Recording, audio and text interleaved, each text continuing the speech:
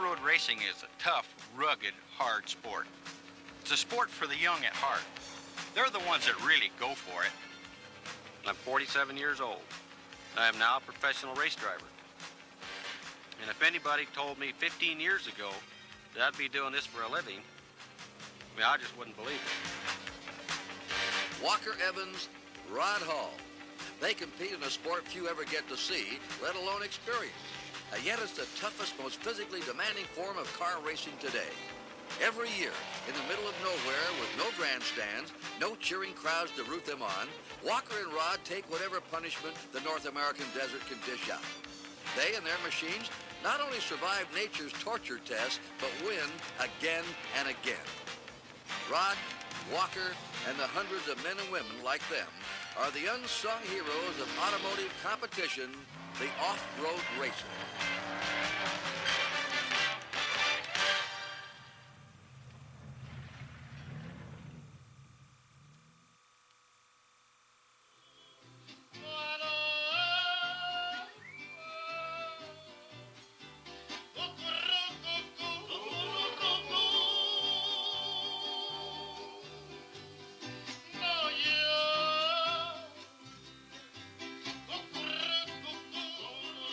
Like the dove in La Paloma, the desert is a siren, willing any who have once experienced her to return again.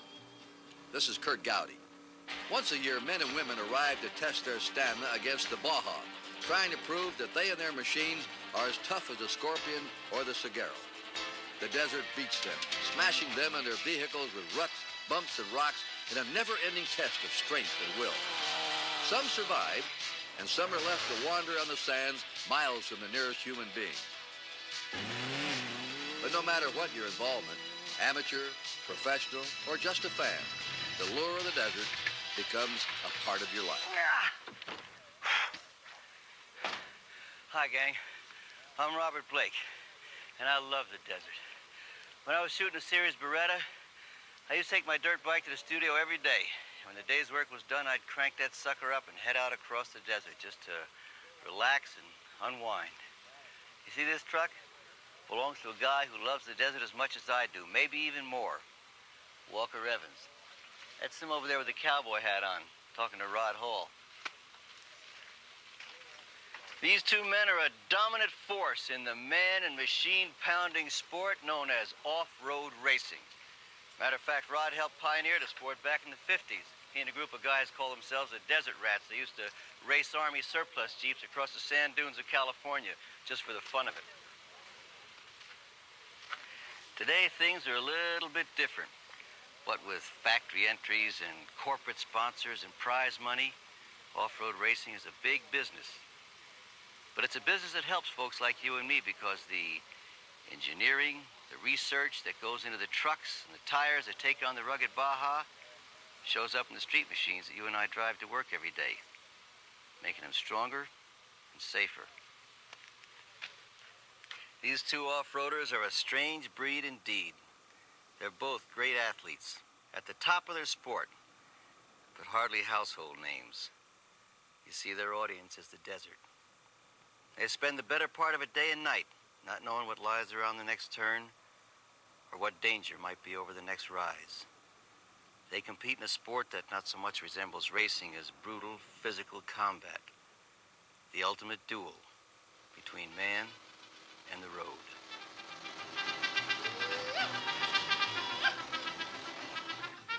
I've often said that it takes a motor to get my heart started, so I off-road race because I actually enjoy the deserts.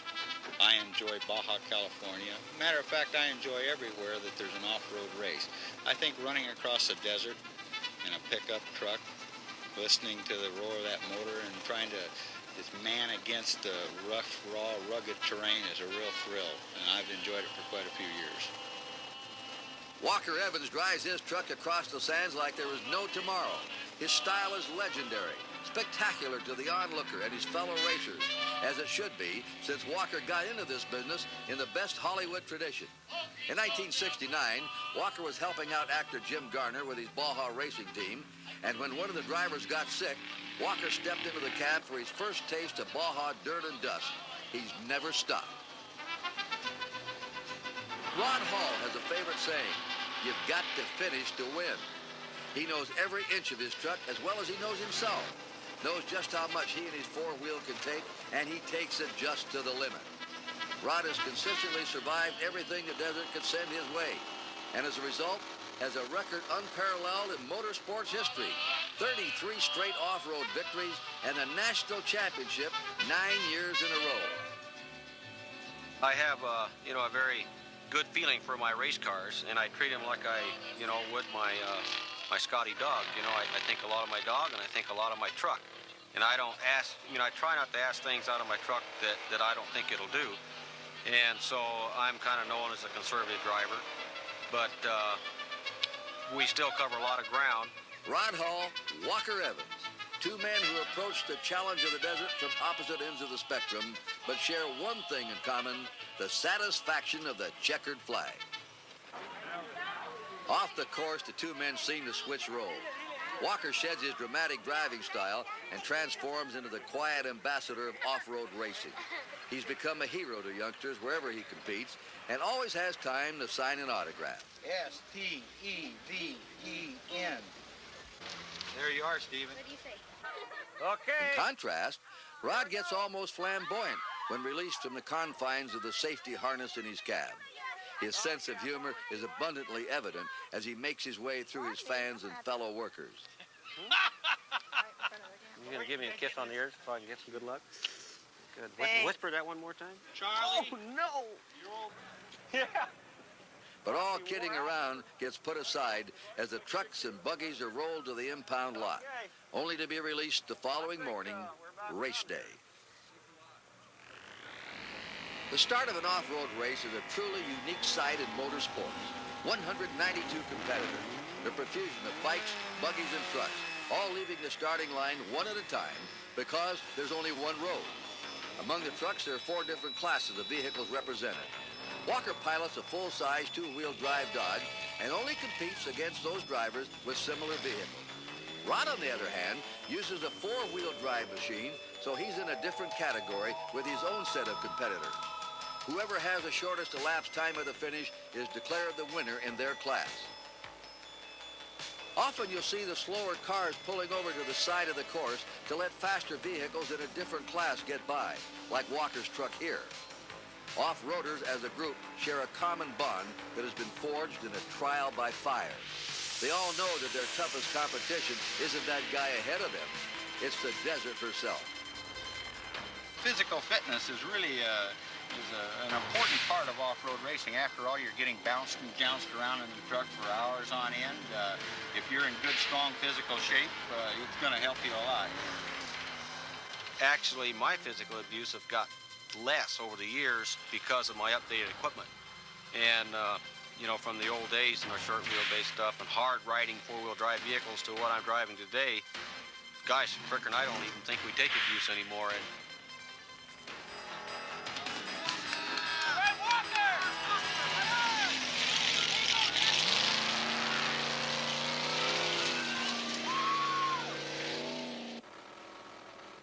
But even the toughest machines need to be serviced during an off-road race, so pit stops are set up near crossroads or towns along the course. Refueling, replacing broken parts, tweaking suspensions, everything is accomplished with practice, precision, and attention to detail, as well as time. Drivers often take quick pit stops of their own, while the crew works in the car. But no matter how well you prepare, no matter how well you know the course, the desert will always prove to be a fickle mistress. Well, apparently I hit a rock right over there in that ditch going down that road, and the whole wheel and all flew off. As you can see. Because of unforeseen accidents, leads can quickly change in an off-road race. Stan Gilbert in the black truck whizzes by Walker without a second glance. But just a few miles later, it is he who must do the watching. You don't get very far in an automobile without your transmission. If the car's big enough, competitors will take along a co-driver. For one thing, it's nice to have someone to share the ride. They can also come in handy when you have to change a tire 150 miles from the nearest gas station. But for Rod Hall, a co-driver means a little bit more than just an extra pair of hands.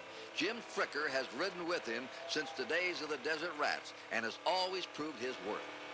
In one way, I look at, Rod Hall and Jim Fricker, we've been together for over 20 years, and whenever somebody goes out and races us, or races me, I mean, they're actually racing two guys. I mean, we've been a team for a long time, so hopefully, we've both built some knowledge up, and that kind of knowledge, you just can't put a person off the street in the car and have a guy prepared like that.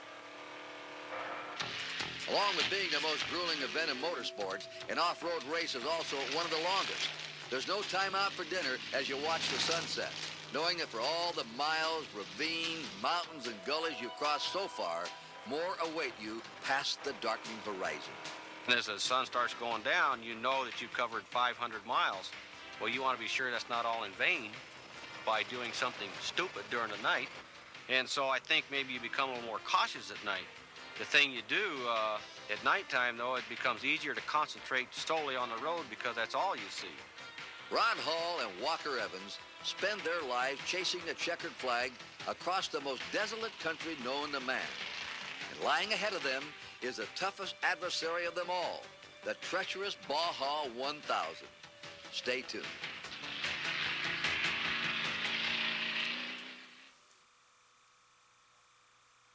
Rod, you remember the 1980 Baja 500 when I finished the race without any brakes? I never had missed so many turns and tore down so many fences trying to get to the finish line in my life. Stories, tall tales. You almost come to expect them when your opponent is the brutal Baja Peninsula. And now it's time for Walker and Rod to return to experience the Baja once again.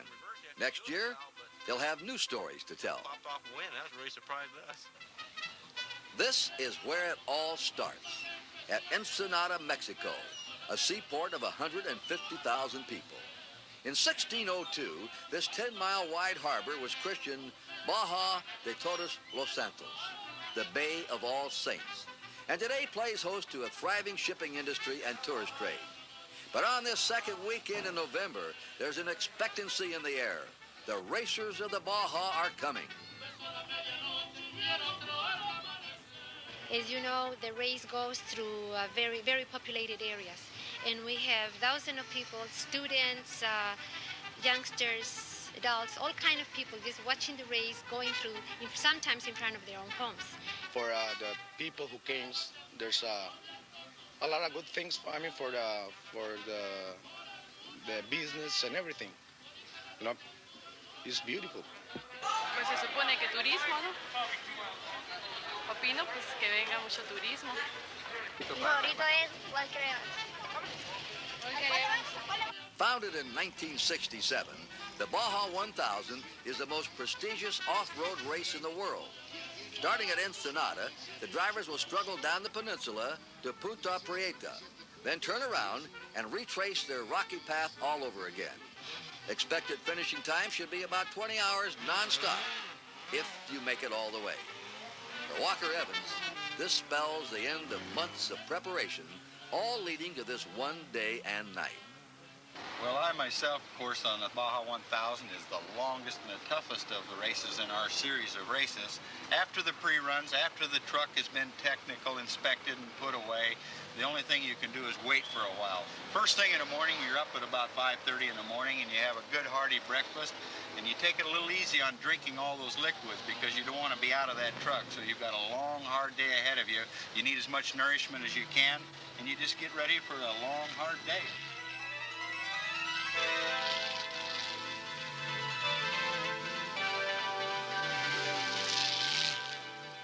Well, racing in Baja, has a lot of memories for me because I started my off-road racing career in Baja. And boy, my first time to Mexico was really a thrill and adventure for me. And learning the roads and the terrain and where we were going and not knowing where we were going and that sort of thing. I think Rodney Hall is one of the legends of Baja. After all, he's one of the originators of the first race. He was part of the first ones that ever came down here in 1967. He and Larry Miner have won the race overall, teamed up and run it and won it overall. He has probably run more races in Baja than any of us together, because I didn't start till '69. He has a winning record that'll just literally stop your watch, you might say. He has tough competition in his class. He has a natural ability to be able to get over these rugged, rough terrains and still save the product and get it to the finish line. But Walker's no slouch himself. He and the Baja have tangled many times, and more times than not, he's come out on top. In fact, in 1979, Walker won the race overall in his truck, a remarkable achievement. The Baja and Walker are old friends, and he rides her back roads with the gait of a master.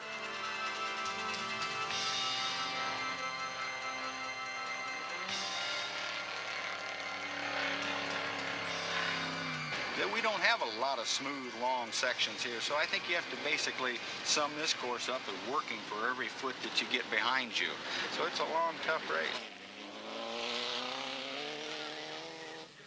The dust hung in the air at checkpoint 1 as the racers marked the end of their first leg of their journey. Steve Kelly in the red and white truck was neck and neck with Walker. Rod led his class by 3.5 minutes at the Valley de Trinidad pit stop. His main concern was the traffic ahead of him on the course. Tires and truck look good right now. Okay. You're about the 5th truck on the road. Not everyone was as fortunate as Rod. At Mike's Sky Ranch, some drivers discovered it wasn't only rocks they had to watch out for.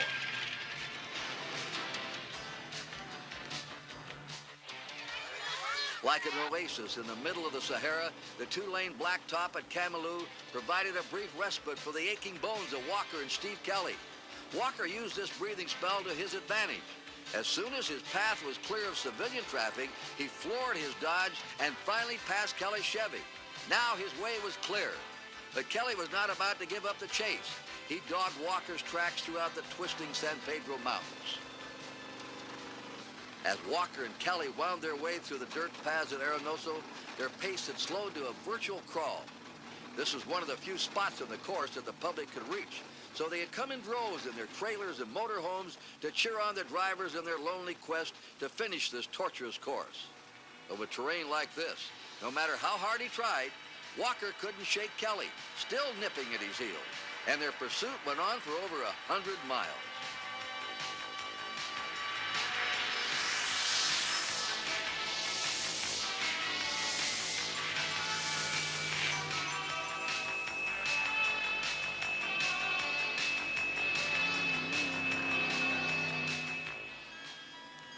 Rod Hall was minutes behind Walker and Kelly, leading his class, weaving his way through the eerie Boojum Forest. Unique to the Baja, these trees were dubbed the Boojum in 1922 by desert ecologist Godfrey Sykes. He took the name from the mythical beast in Lewis Carroll's Hunting of the Snark. But Steve Kelly was not about to pull a vanishing act for Walker Evans. At La Virgin checkpoint, Walker led Kelly by only 1 minute, and the sun was sinking on the horizon. Truck's running perfect. Really good. Really happy with it. You know, Steve Kelly's given me one heck of a race, but we're not even halfway into this race yet. I really feel good about it. Everything's working perfect. No competition. Walker's crew worked feverishly, prepping his car for the night to come. High-intensity running lights were installed, tires changed, the tank topped up. Nearby, Rod, along with his co-driver Jim Fricker, directed the crew in last-minute adjustments. They take the light covers off. Rod and Walker shot out of their pits, knowing that they were both leading their classes. For Steve Kelly, however, the Baja was less forgiving. This blowout cost him precious time that Walker Evans would never relinquish in his race to the finish line. I think anybody just finishes a race in Baja is actually a winner. Plenty of times the Baja's beat me, whether it's been in a pre-run or a race. I've had lots of problems down here, but it's really gratifying when you come out here, you've done good. It's just a pure thrill to be able to attack the Baja and say, I beat the Baja. And once you've achieved that, you just got to keep coming back for more. And I think off-road racers have the most beautiful racetracks in the world. You know, that they are mysterious places to go, and that there's a lot of us uncharted, you know, and the general public never gets there. from 7,000 feet to below sea level to rocks, you know, to pine forests. And so what they all have in common is that sort of adventure in the different terrains and the beautiful settings. I wouldn't trade it. After driving for over 19 hours across the most rugged and unforgiving landscape known to man, Walker Evans and Rod Hall were greeted with the sweetest sight any competitor could wish to see, the checkered flag. Their rendezvous with the Baja was at an end. Oh, boy. Well, I had 3 flat tires. Got stuck once. Hit a branch, broke the windshield. Left my pit too soon without all the fuel that I needed and had to go back. It hasn't been a perfect day, but it's ending up a perfect day because we got first place in Class 8, and I'm really happy. Well, I'll tell you what, that old Dodge ran pretty tough all day long. Fast enough to be the fastest truck, I think. That's all we wanted to do today. We wanted to win our class and be the first truck in. You want some that straight? Rod Hall, Walker Evans, true champions in the sport of off-road racing. They had met the Baja and conquered it. But the desert is patient and is content to wait until the next time when these unsung heroes return to accept